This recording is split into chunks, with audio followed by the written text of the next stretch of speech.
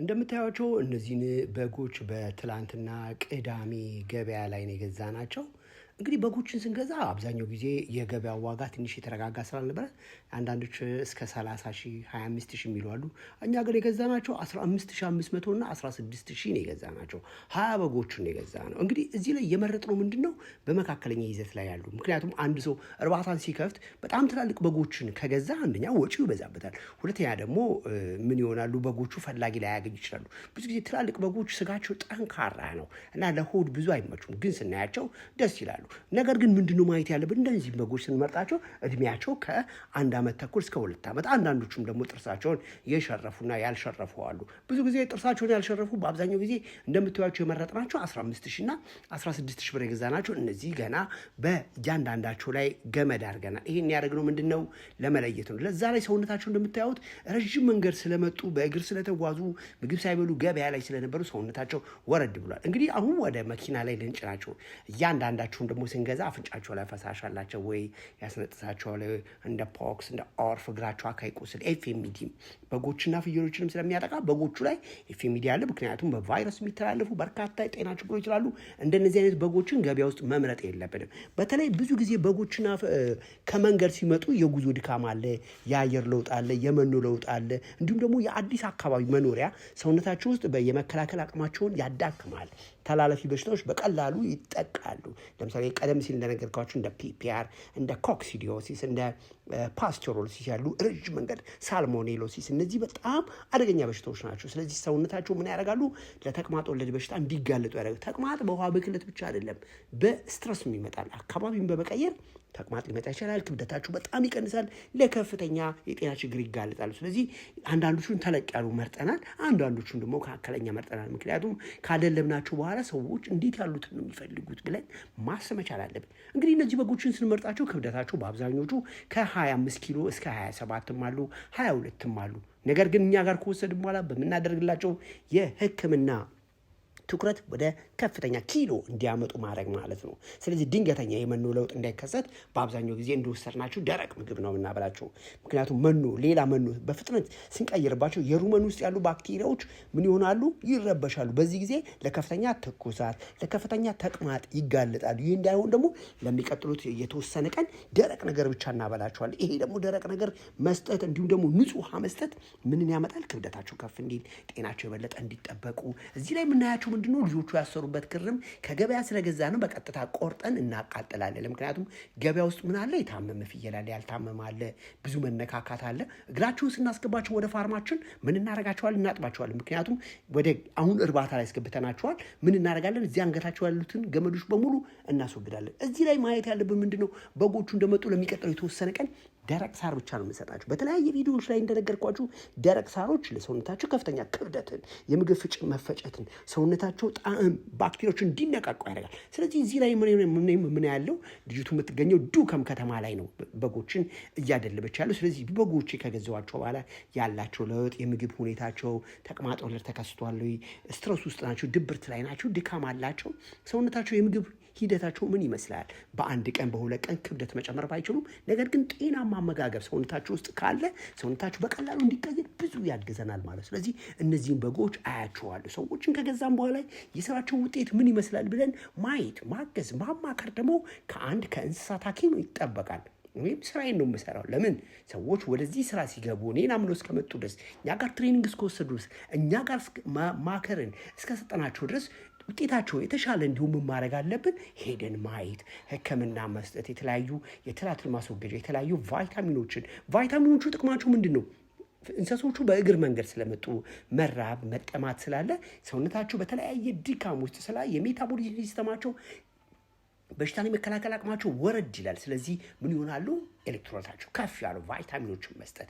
ምግብ ደግሞ እዚህ ላይ እንደምታዩት ንጹህ የማይሸት ጥሩ ጣዕም ያለው እነዚህ ደረቅ ሳሮችን መስጠት፣ እንደ ገለባ እንደ ደረቅ ሳር ያሉትን መስጠት በጣም እጅግ በጣም አስፈላጊ ነው። ስለዚህ እዚህ ላይ ደግሞ ምን እናያለን? በተጨማሪ የእንስሶቹ በአብዛኛው ጊዜ ምን እንዲወስዱ እናደርጋቸዋለን? ውሃ ላይ በኋላ ላይ ለበጎቹ ሲጠጡ አሳያቸዋለሁ። ግን እዚህ ጋር መስጠት ያለብን ምንድነው? የተለያዩ ነገሮች ደግሞ ካየን በጎቻችን ላይ ፊታቸው ያበጠ፣ የምግብ ፍላጎታቸው የወረዱ ካሉ ገለል አድርገን ለብቻ አድርገናቸዋል።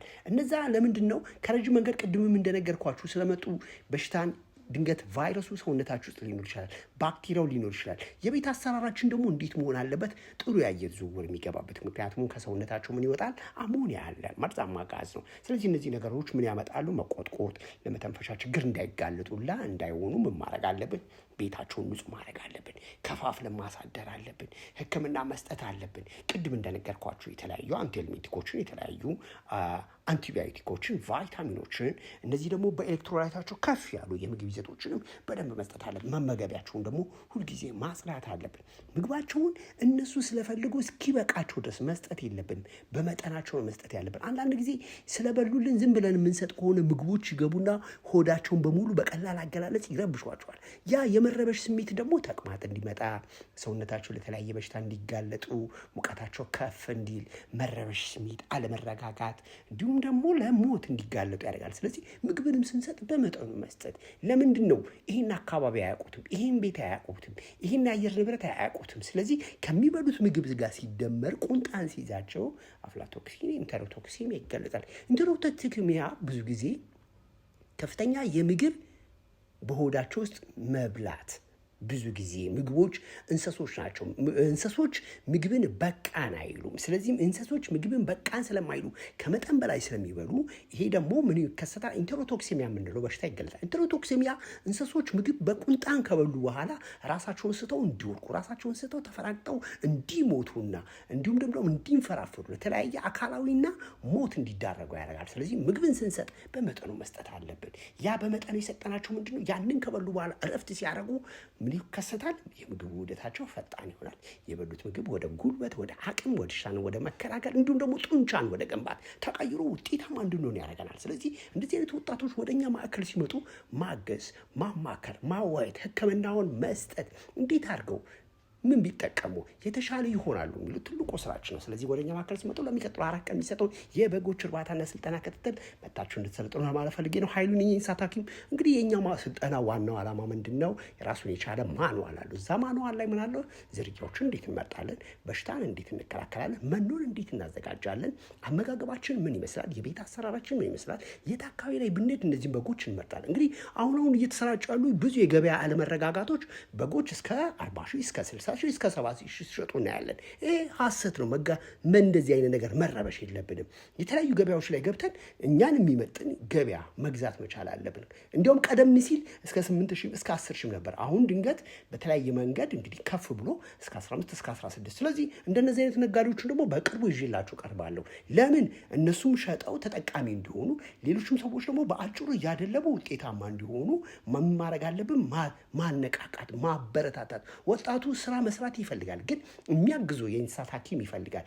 መኖን ማዘጋጀት፣ መኖን የት አካባቢ ማግኘት እንችላለን? የመኖ ጥራት ያለው መኖ የሚያቀርቡ በተመጣጣኝ ዋጋ እነማን ያቀርባሉ? ይሄ የመኖ አሰጣጥ ደግሞ አንድ በግ በቀን ምን ያህል መብላት አለበት? ምጥን መኖ። አንድ በግ በቀን ደረቅ ሳር ምን ያህል መውሰድ አለበት? አንድ በግ በቀን ምን ያህል ማረፍ አለበት? የሚሉትን የያዙ ነው። እንግዲህ እዚህ ላይ እንደምታዩት በጎቹ ውሃ እየጠጡ ነው። የእንስሳት ህይወት ውስጥ እስከ 60 እስከ 70% የሚሆነው የተገነባው አካሉ በውሃ ነው። ውሃ ለጤና ለምርታማነት በጣም አስፈላጊ ነው። እንግዲህ እዚህ ላይ የምናያቸው ምንድነው? አንደኛ የምግብ መፈጨትን ያሻሽላል። በጨጓራ ውስጥ ሩመን ውስጥ ያሉ ረቂቅ ህዋሳት ምግብን በደንብ እንዲፈጭ ውሃ ያስፈልጋል። የሰውነት ሙቀት እንዲቆጣጠር ያደርጋል። በሞቃት ወቅት ከሰውነታቸው ውስጥ ያለው ሙቀት እንዲወጣ ያደርጋል። ማን? ውሃ። በሙቀት የሚመጣውን ሂት ስትረስ ወይም ደግሞ ድብርት፣ ጫና፣ የምግብ የመብላት ፍላጎት፣ ድካም የማለት ስሜቶችን በሙሉ እንዲወገድ ያደርጋል። ስለዚህ ለበጎቻችን ምን መስጠት አለብን? ንጹህ መስጠት አለብን። በተጨማሪ ውሃ ምን ጥቅም አለ? የደም ዝውውርን ያረጋጋል፣ ይጠቅማል። ንጥረ ምግቦችን በተለይ ደግሞ ኦክሲጅን ወደ ሰውነት እንዲዳረስ ያደርጋል። ለበጎች ክብደት መጨመር ምን ይጠቅማል? ውሃ። በበጎች በደንብ ውሃ ከጠጡ ክብደታቸው ይጨምራል። በደንብ መኖንም ይመገባሉ።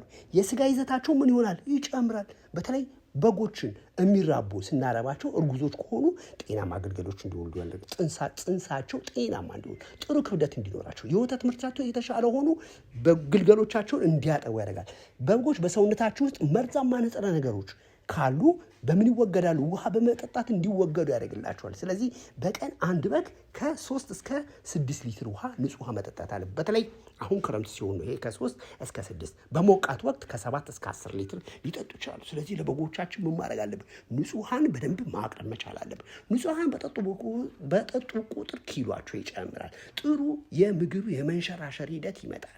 ክብደታቸው ሲጨምር ምን ይሆናሉ? ጡንቻቸው ከፍ ይላል። ያ ከፍ ያለ ክብደት የጨመሩት ስጋ ደግሞ እኛ ስንሸጠው ገንዘባችንን በቀላሉ እንድናተርፍ ያደርጋል። እንግዲህ እቺ ወጣት 20 በጎችን 30 በጎችን 40 በጎችን ይዘው የሚጀምሩ በርካታ ወጣቶች አሉ። እነሱን በደንብ ማገዝ መቻል አለብን። ይሄን ካላደረግን ውጤታማ አንሆንም። ስለዚህ ሁልጊዜ ምን መስጠት መቻል አለብን?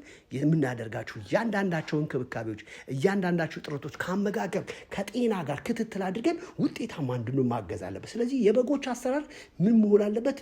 የምንመርጣቸው መጀመሪያ ጤናማ በጎችን መምረጥ፣ አመጋገባቸውን በደንብ ማሻሻል፣ ምግባቸውን የማይበሉ ካሉ በአቅራቢያችን ካለ እንስሳት ሐኪም ማማከር፣ ወደኛ መደወል። ምክንያቱም ምንድነው በጎችን ገዝተን በደንብ ካላበለናቸው፣ በደንብ ካላጠጣናቸው ለተለያየ በሽታ የሚጋለጡ ከሆነ ውጤታማ አንሆንም፣ ስራውን እንጠለዋለን። ስለዚህ ለስራችን ውጤታማነት ሰዎችን፣ እንስሳት ሐኪሞችን፣ የምግብ ኑትሪሽን ባለሙያዎችን ምግብ እንዴት መስራት አለብን፣ በጎችን የት አካሄደን መግዛት አለብን፣ በትንሽ በ10 በግ በ20 በግ በ30 በግ ስራዎችን መሞከር፣ የታመሙትን ቶሎ ከአካባቢው ራቅ አድርጎ ማሰር፣ ጤነኞቹን ደግሞ በደንብ መመገብ። በደንብ በመገብናቸው ቁጥር ምን ይሆናል? የተሻለ ኪሎ ያመጡልናል። የተሻለ ኪሎ ባለው ቁጥር ደግሞ ለአዲስ ዓመት፣ ለበዓላት፣ ለሰርግ፣ ለዝግጅት፣ ለተለያየ ነገር በጎቻችን ይዘን እንቀርባለን። በጎቻችን ይዘን ስንቀርብ ደግሞ ሰዎች በቀላሉ መጥተው ምን ያደርጉናል? ይገዙናል። ገንዘባችን ምን ይሆናል ማለት ነው? ያድጋል። ያ ገንዘባችን ሲያድግ ምን ይሆናል? ለማህበረሰብ ተደራሽ እንሆናለን ማለት ነው። እንግዲህ ፕሮግራሙ ይጠቅማል ካላችሁ ለጓደኞቻችሁ ሼር አድርጉ። ኃይሉ ነኝ የእንስሳት ሐኪም። ብዙ ሰዎች ወደ በግ እርባታ መግባት የሚፈልጉ ሰዎች አሉ። ግን ስትገቡ ምን መያዝ አለባችሁ? ጥሩ መረጃ መያዝ አለባችሁ። ምግብን ከማብሰላችን፣ ከማዘጋጀታችን፣ ከመግዛታችን በፊት ምን መጠንቀቅ መቻል አለብን? የት አካባቢ ነው መኖን የምንገዛው? ይሄ መኖ ለእንስሶች አስፈላጊ ናቸው። ፕሮቲን ይዘት ያላቸው፣ ቫይታሚን ያላቸው፣ ካርቦሃይድሬት ያላቸው ራፊድ ወይም ደረቅ ሳር እንደ ገብስ፣ እንደ ቆሎ፣ እንደ ለምለም ሳሮችን በደንብ ለበጎቻችን መስጠት መጠንቀቅ መቻል አለ። ፕሮግራሙ ይጠቅማል ካላችሁ ላይክ፣ ኮመንት አድርጉ። ኃይሉ ነኝ የእንስሳት ሐኪም። አመሰግናለሁ።